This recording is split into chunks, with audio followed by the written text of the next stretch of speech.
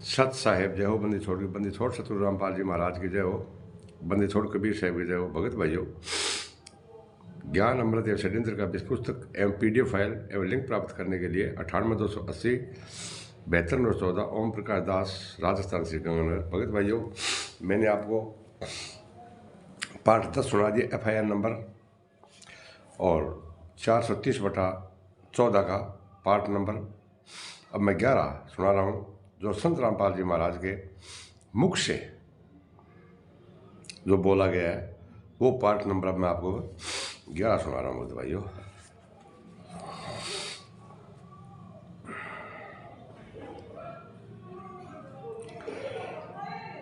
ये राष्ट्रीय समाज सेवा समिति का स्थान रामकुमार ढाका है और उसी राष्ट्रीय समाज सेवा समिति के ब्लैकेट कमांडो है। गुरुजी के इस बयान के विपरीत राजेंद्र एवं राजकपूर से बयान दिया कि राष्ट्रीय समाज सेवा समिति का गठन संत रामपाल जी महाराज के देख रेख में हुई है।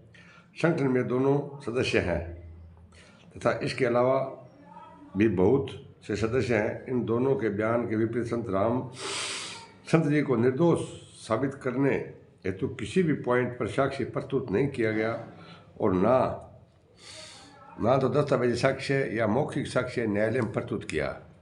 ऐसा कोई भी सबूत पेश नहीं किया जो संत रामपाल जी महाराज ने बयान दिया था। वो अगर कोर्ट में कोई बयान संत रामपाल जी महाराज के रखते तो संत रामपाल जी महाराज की सजा नहीं होती। भगत भाइयों, इस बिंदु पर कहीं भी जिरह में भी नहीं किया गया, जबकि संत रामपाल जी ने घटना घटित होने के पूर्व चंडीगढ़ हाईकोर्ट में लिखित बयान दिया कि राष्ट्रीय समाज सेवा समिति मेरी नहीं है।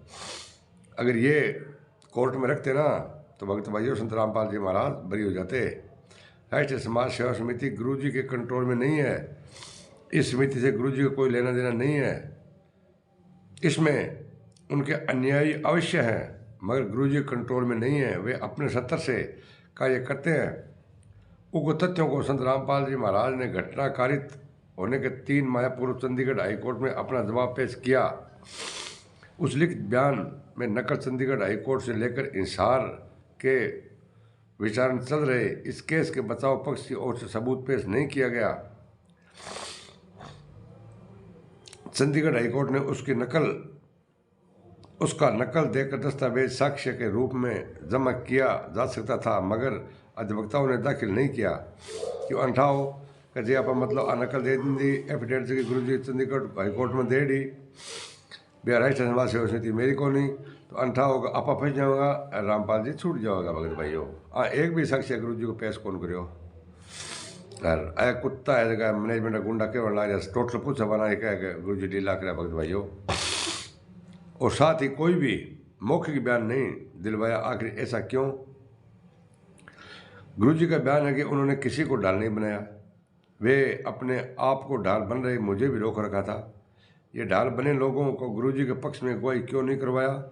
जो बाहर बिठाना क्या जगह आदमी लोग बोल सा बिठाना क्या जगह मर गया कहीं, तो वहाँ मतलब अन्य बयान क्यों को करवाया कोर्ट के अंदर? जो ढाल बने हुए थे अपने आप में वे न्यायालय में जा करके क्यों नहीं वास्तविकता एवं सत्य बात को बताया? जगह लाखों आदमी बारह बैठा बांग को नहीं जाके गुरु जी के पक्ष में बयान कौन दिया? भगत भाइयों, सब फसाने के चक्कर में वे भी कैसे बतावे? वो तो आश्रम के मौजूद भक्तों के कहने पर ढाल बने हुए थे।